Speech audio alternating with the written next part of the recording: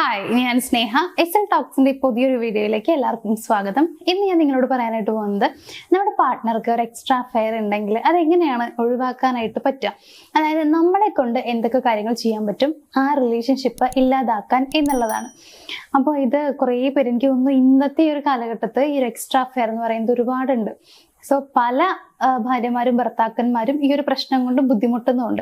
അപ്പോൾ നിങ്ങളുടെ പാർട്ട്ണർക്ക് ഇങ്ങനെ ഒരു എക്സ്ട്രാ അഫെയർ ഉണ്ടെങ്കിൽ അത് ഒഴിവാക്കാൻ വേണ്ടി നമുക്ക് ചെയ്യാൻ പറ്റുന്ന കാര്യങ്ങൾ എന്തൊക്കെയാണെന്നുള്ളത് നോക്കാം. ഒന്നാമത്തെ ഒരു പോയിന്റ് എന്ന് പറയുന്നത് മറ്റൊന്നല്ല, എന്താണ് ഈ ഒരു എക്സ്ട്രാ അഫെയറിന്റെ മെയിൻ റീസൺ എന്നുള്ളത് മനസ്സിലാക്കുക എന്നുള്ളതാണ്.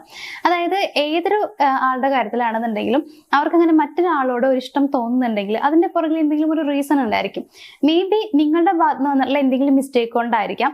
അതായത് ഇപ്പൊ നിങ്ങൾ കൊടുക്കുന്ന സ്നേഹം കുറവായതുകൊണ്ടോ അല്ലെങ്കിൽ നിങ്ങൾ അവരെ പരിഗണിക്കാത്തത് കൊണ്ടോ, എപ്പോഴും അവഗണന മാത്രമാണ്, അതേപോലെ അവരെ കേൾക്കുന്നില്ല, അതേപോലെ തന്നെ ഇപ്പൊ അപ്രിസിയേഷൻ നൽകുന്നില്ല, അവരെ കെയർ ചെയ്യുന്നില്ല, ഇങ്ങനെ കുറെ റീസൺസ് അതിന്റെ പുറകിൽ ഉണ്ടായിരിക്കാം. അപ്പോൾ എന്താണ് അതിന്റെ മെയിൻ കാരണം, എങ്ങനെയാണ് അങ്ങനെ ഒരു എക്സ്ട്രാ അഫെയർ വന്നിട്ടുള്ളത് എന്നുള്ളത് കൃത്യമായി മനസ്സിലാക്കുക. അതായത് നിങ്ങളെ തന്നെ ഒന്ന് വിലയിരുത്തുക എന്നുള്ളതാണ്. നിങ്ങൾ തന്നെ ആലോചിക്കുക, നിങ്ങൾ അങ്ങനെ എന്തെങ്കിലും കുറവുകൾ വരുത്തിയിട്ടുണ്ടോ എന്നുള്ളത്. ചിലപ്പോൾ അവർക്ക് നിങ്ങളോട് ഒത്തിരി അടുക്കണം എന്നുണ്ടായിരുന്നിരിക്കാം മുമ്പേ, നിങ്ങൾ അവരെ ഒത്തിരി സ്നേഹിക്കണം എന്നോ നിങ്ങളിൽ നിന്ന് കിട്ടേണ്ട സ്നേഹം എങ്ങനെയായിരിക്കണം എന്നൊക്കെ അവരുടെ മനസ്സിലൊരു ചിന്താഗതിയും കാര്യങ്ങളൊക്കെ ഉണ്ടാവാം. പക്ഷെ അങ്ങനെയൊന്നും ഇല്ലാതെ വരുന്ന സമയത്ത് ചിലപ്പോൾ ഇങ്ങനെ ഒരു എക്സ്ട്രാ അഫെയറിലേക്ക് പോയിട്ടുണ്ടാവും. അപ്പൊ ആദ്യം നിങ്ങൾ മനസ്സിലാക്കേണ്ടത് എന്താണ് ഇതിന്റെ കാരണം, എങ്ങനെ ഈ ഒരു എക്സ്ട്രാ അഫെയർ ഉണ്ടായി എന്നുള്ളതാണ്. രണ്ടാമത്തെ ഒരു പോയിന്റ് എന്ന് പറയുന്നത് കമ്മ്യൂണിക്കേഷൻ ആൻഡ് റീസെറ്റ് ഫേസ് ആണ്. വേറെ ഒന്നല്ല ഞാൻ ഉദ്ദേശിക്കുന്നത്, ഇത്ര മാത്രമേ ഉള്ളൂ. നിങ്ങൾ നല്ല രീതിയിൽ കമ്മ്യൂണിക്കേറ്റ് ചെയ്യുക. ഇവിടെ സൈലന്റ് ട്രീറ്റ്മെന്റോ അല്ലെങ്കിൽ ഓവറായിട്ട് റിയാക്ട് ചെയ്യുന്നതൊന്നും അല്ല ഞാൻ പറയുന്നത്. അങ്ങനെയൊന്നും നിങ്ങൾ ചെയ്യാതിരിക്കുക. സൈലന്റ് ആയിട്ട് ഇരുന്ന് കഴിഞ്ഞാൽ നിങ്ങളോടുള്ള അകലം, അതായത് ഇഷ്ടക്കുറവ് കൂടുതലാവുകയാണ് ചെയ്യുന്നത്. ഒരിക്കലും നിങ്ങളെ അവർ ഓവറായിട്ട് സ്നേഹിക്കാൻ പോകുന്നില്ല, നിങ്ങളെ മനസ്സിലാക്കാനും പോകുന്നില്ല. ഓവറായിട്ട് റിയാക്ട് ചെയ്യുമ്പോഴും അവർക്ക് നിങ്ങളോടുള്ള വെറുപ്പ് കൂടുകയാണ് ചെയ്യുക. അതുകൊണ്ട് ഇതൊക്കെ ഒഴിവാക്കുക. എന്നിട്ട് നിങ്ങൾ ചെയ്യേണ്ടത് വളരെ കാമായിട്ട് അവരോട് പറയുക. അതായത് എനിക്ക് നിന്നെ ഇപ്പോഴും ഇഷ്ടമാണ്, എനിക്ക് ഒരുപാട് ഇഷ്ടമാണ്, പക്ഷെ എനിക്കത് എങ്ങനെ പ്രകടിപ്പിക്കണം എന്നുള്ളത് അറിയില്ല. എന്നാൽ ഈ ഒരു കാര്യം എന്നെ ഭയങ്കരമായിട്ട് ഹേർട്ട് ചെയ്യുന്നുണ്ട്. അതായത് ഇങ്ങനെ വേറൊരാൾ ഇഷ്ടമാണ് എന്നുള്ളത് എന്നെ ഒരുപാട് ഹേർട്ട് ചെയ്തിട്ടുണ്ട് എന്നുള്ള രീതിയിൽ നിങ്ങൾ അവരോട് തുറന്ന് സംസാരിക്കുക. അത് മാത്രമല്ല, നിങ്ങൾ എന്താണ് ആഗ്രഹിക്കുന്നത് റിലേഷൻഷിപ്പിൽ എന്നുള്ളത് നിങ്ങൾ അവരോട് തുറന്നു പറയുക. അവരുടെ മനസ്സിലുള്ളത് ചോദിച്ചറിയാൻ ശ്രമിക്കുക. പെട്ടെന്ന് ചിലപ്പോൾ നിങ്ങൾ ഇങ്ങനെ പറയുമ്പോൾ നിങ്ങൾക്ക് അവരുടെ എക്സ്ട്രാ അഫെയർ മനസ്സിലായി എന്നുള്ളൊരു കാര്യം കൊണ്ട് തന്നെ അവർ പലതും തുറന്ന് സംസാരിക്കണം എന്നില്ല. അപ്പൊ നിങ്ങൾ നിങ്ങളുടെ കാര്യം തുറന്നു പറയുകയാണെന്നുണ്ടെങ്കിൽ അവർ പതിയെ പതിയെ അവരുടെ കാര്യം തുറന്നു പറയാനുള്ള സാധ്യതയുണ്ട്. തുടക്കത്തിൽ ഇല്ലെങ്കിലും പതിയെ അവർ പറയാൻ ശ്രമിക്കും എന്നുള്ളതാണ്. സോ രണ്ടാമത്തെ കാര്യം, നല്ല രീതിയിൽ കമ്മ്യൂണിക്കേറ്റ് ചെയ്യുക. വഴക്കം ഉണ്ടാക്കുകയോ കുറ്റപ്പെടുത്തുകയോ ഒന്നും അല്ല ഞാൻ ഉദ്ദേശിക്കുന്നത്. നിങ്ങൾക്ക് ഇപ്പോഴും അവരിഷ്ടമാണ് എന്നുള്ള കാര്യവും ഈ ഒരു കാര്യത്തിൽ നിങ്ങൾ അത്രയോളം വേദനിക്കുന്നുണ്ട് എന്നുള്ള കാര്യവും ഒക്കെ തുറന്നു പറയുക.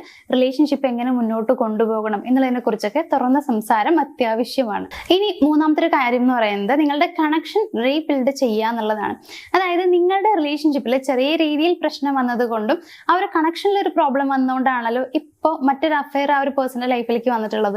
സോ നിങ്ങളുടെ കണക്ഷൻ റീബിൽഡ് ചെയ്യുക.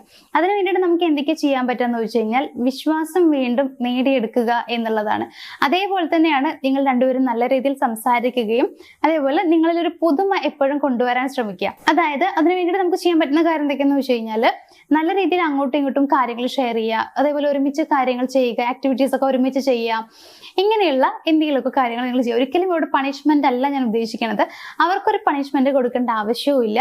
അങ്ങനെ നിങ്ങൾ ചിന്തിക്കാതിരിക്കുക. പകരം നിങ്ങളുടെ ഇടയിലുള്ള സ്നേഹം ഒന്ന് കൂടുതലാക്കാൻ വേണ്ടിയിട്ട് നിങ്ങൾ കാര്യങ്ങളെല്ലാം ചെയ്യാം. ഇപ്പൊ നിങ്ങൾക്ക് സർപ്രൈസുകൾ കൊടുക്കാം, ഗിഫ്റ്റുകൾ പ്രൊവൈഡ് ചെയ്യാം, റൊമാൻറ്റിക് ആയിട്ട് ബിഹേവ് ചെയ്യാം.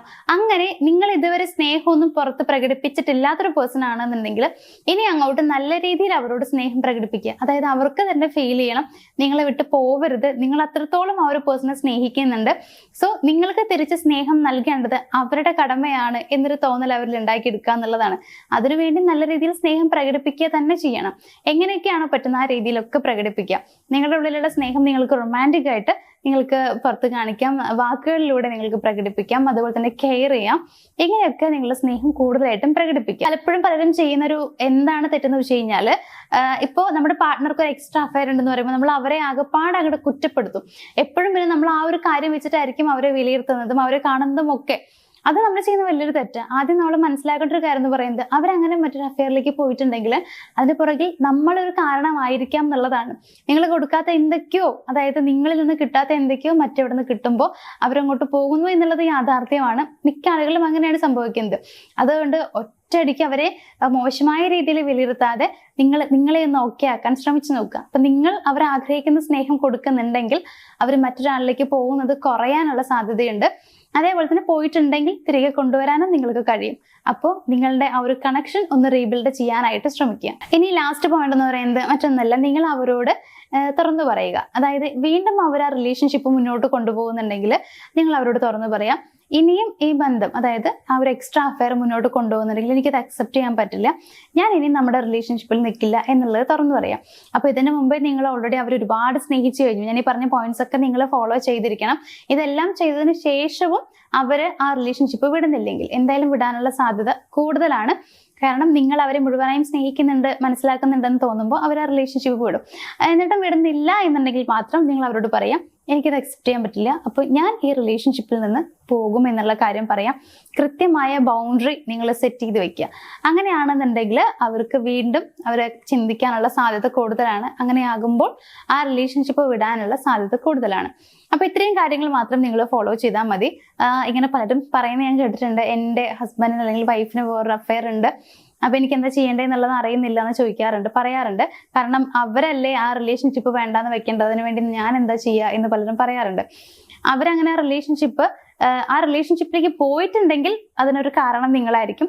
ആ റിലേഷൻഷിപ്പ് വേണ്ട എന്ന് വെക്കണം എന്നുണ്ടെങ്കിൽ അതിനൊരു കാരണമായിട്ട് മാറാനും നിങ്ങൾക്ക് പറ്റും. അതായത് നിങ്ങൾ ചെയ്യേണ്ട കുറച്ച് കാര്യങ്ങളൊക്കെ ഉണ്ട്, അതൊക്കെയാണ് ഞാൻ പറഞ്ഞു തന്നിട്ടുള്ളത്. ഇതൊക്കെ നിങ്ങൾ ഫോളോ ചെയ്ത് കഴിഞ്ഞാൽ അവർ മറ്റൊരു ബന്ധത്തിലേക്ക് പോകുന്നത് കുറയുകയും മുഴുവനായിട്ടും നിങ്ങളിലേക്ക് തന്നെ വരികയും ചെയ്യുമെന്നുള്ളത് ഞാൻ ഉറപ്പു തരുന്നു. അതുകൊണ്ട് എല്ലാവരും ഈ കാര്യങ്ങൾ ഫോളോ ചെയ്യാനായിട്ട് ശ്രമിക്കാം. നിലവിൽ നിങ്ങളുടെ പാർട്ട്ണർക്ക് മറ്റൊരു അഫെയർ ഇല്ല എന്നുണ്ടെങ്കിൽ നിങ്ങൾ അവരെ സ്നേഹിക്കുക, അവരാഗ്രഹിക്കുന്ന രീതിയിൽ സ്നേഹിക്കുക.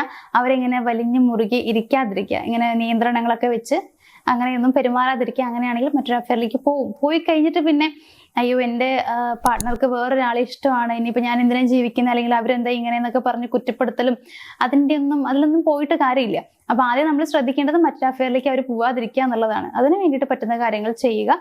മറ്റൊരു അഫെയറിലേക്ക് പോയിട്ടില്ലെങ്കിൽ അങ്ങനെ തന്നെ കണ്ടിന്യൂ ചെയ്ത് പോവാനായിട്ട് ശ്രമിക്കുക. അപ്പൊ എന്തായാലും ഇന്നത്തെ ഒരു വീഡിയോ ഞാനിവിടെ വൈൻഡപ്പ് ചെയ്യാണ്. നമുക്ക് മറ്റൊരു വീഡിയോയിൽ കാണാം. Thank you.